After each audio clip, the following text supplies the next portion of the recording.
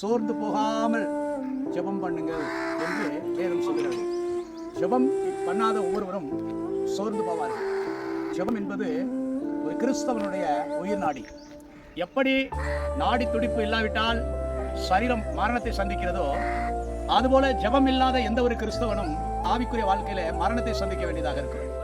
அதனாலதான் வேதம் சொல்லுகிறது, இடைவிடாமல் ஜெபம் பண்ணுங்கள். இந்த கிறிஸ்தவர்கள் அங்கே தப்பு செஞ்சிட்டாங்க, இங்கே தப்பு செஞ்சிட்டாங்க அப்படின்னு சொல்லி சிலர் குற்றஞ்சாட்டுவதற்கும் சிலர் கிறிஸ்தவர்கள் விழுந்து போவதற்குரிய காரணம் ஜெப வாழ்க்கை அவர்களுக்கு இல்லாததுனால தான். அநேக நேரங்களிலே தங்களுடைய சாட்சி இழந்து இயேசுனுடைய நாமத்தை தூசிக்கிற அளவுக்கு அவர்கள் நடந்து கொள்கிறார்கள்.